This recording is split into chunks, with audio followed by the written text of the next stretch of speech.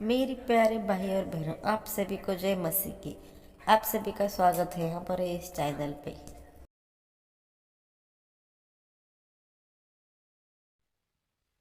प्रेरितों के काम अध्याय 17।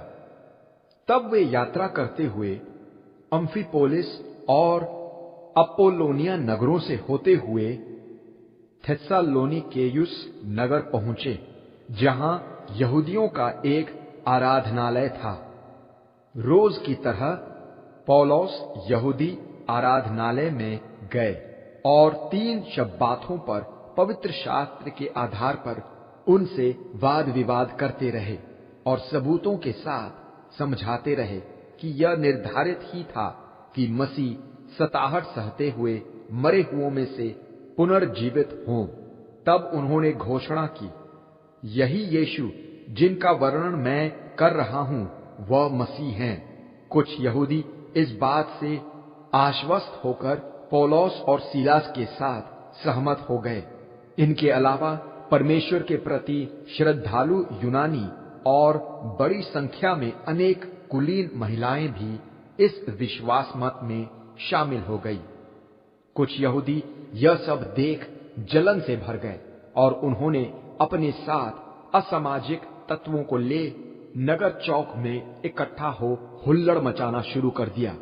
वे यासोन के मकान के सामने इकट्ठा होकर पौलुस और सीलास को भीड़ के सामने लाने का प्रयास करने लगे।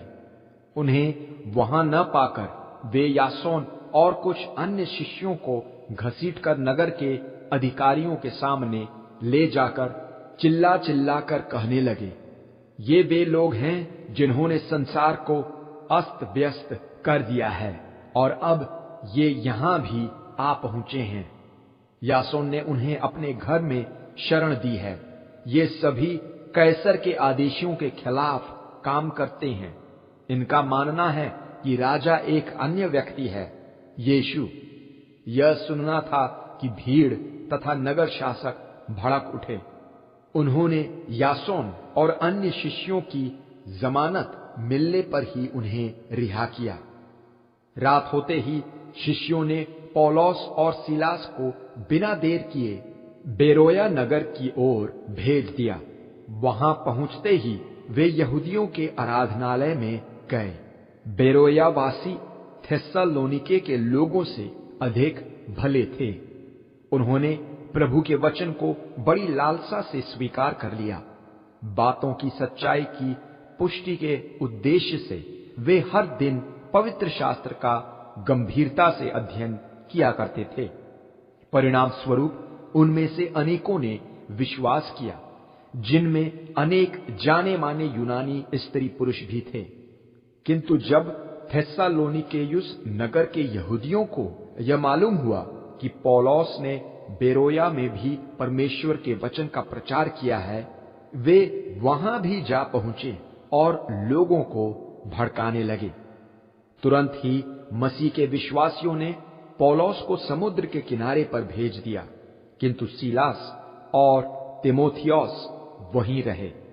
पौलुस के सहायकों ने उन्हें अथेनान नगर तक पहुंचा दिया, किंतु पौलुस के इस आज्ञा के साथ वे बेरोया लौट गए कि सीलास और तीमुथियुस को जल्द ही उनके पास भेज दिया जाए। जब पौलुस अथेनोन नगर से सीलास और तीमुथियुस की प्रतीक्षा कर रहे थे, वह यह देखकर कि सारा नगर मूर्तियों से भरा हुआ है, आत्मा में बहुत दुखी हो उठे। इसलिए वह यहूदी सभागृह में हर रोज यहूदियों, भक्त यूनानियों और नगर चौक में उपस्थित व्यक्तियों से वाद विवाद करने लगे। कुछ एपिक्यूरी और स्तोइकवादी दार्शनिक भी उनसे बातचीत करते रहे। उनमें से कुछ आपस में कह रहे थे, क्या कहना चाहता है यह खोखला बकवादी। कुछ अन्यों ने कहा, ऐसा लगता है वह कुछ नए देवताओं का प्रचारक है, क्योंकि पौलुस के प्रचार का विषय था मसीह यीशु और पुनरुत्थान। इसलिए वे पौलुस को एरियोपागुस नामक आराधनालय में ले गए। वहां उन्होंने पौलुस से प्रश्न किया, आपके द्वारा दी जा रही यह नई शिक्षा क्या है? क्या आप हमें समझाएंगे? क्योंकि आपके द्वारा बताई गई बातें हमारे लिए अनोखी हैं। हम जानना चाहते हैं कि इनका मतलब क्या है। सभी अथेनान वासियों और वहां आए परदेशियों की रीति थी कि वे अपना सारा समय किसी अन्य काम में नहीं परंतु नए नए विषयों को सुनने या कहने में ही लगाया करते थे। एरियोपागुस आराधनालय में पौलुस ने उनके मध्य जा खड़े होकर उन्हें संबोधित करते हुए कहा, अथेनान वासियों, आपके विषय में मेरा मानना है कि आप हर ओर से बहुत ही धार्मिक हैं, क्योंकि जब मैंने टहलते हुए आपकी पूजा की चीजों पर गौर किया, मुझे एक वेदी ऐसी भी दिखाई दी जिस पर ये शब्द खुदे हुए थे, अनजाने ईश्वर को। आप जिनकी आराधना अनजाने में करते हैं, मैं आपसे उन्हीं का वर्णन करूंगा। वह परमेश्वर जिन्होंने विश्व और उसमें की सब वस्तुओं की सृष्टि की, जो स्वर्ग और पृथ्वी के स्वामी हैं, न तो वह मनुष्य के बनाए मंदिरों में वास करते हैं और न ही उन्हें जरूरत है किसी मनुष्य की सेवा की। वह किसी पर निर्भर नहीं है, क्योंकि वही सबके जीवन, सांस तथा सभी आवश्यक वस्तुओं के देने वाले हैं। वही हैं जिन्होंने एक ही मूल पुरुष के सारे संसार पर बसा देने के लक्ष्य से हर एक जाति को बनाया तथा उनके ठहराए हुए समय तथा निवास सीमाओं का निर्धारण भी किया कि वे परमेश्वर की खोज करें और कहीं उन्हें खोजते खोजते प्राप्त भी कर लें। यद्यपि वह हम में से किसी से भी दूर नहीं है, क्योंकि उन्हीं में हमारा जीवन, हमारा चलना फिरना तथा हमारा अस्तित्व बना है।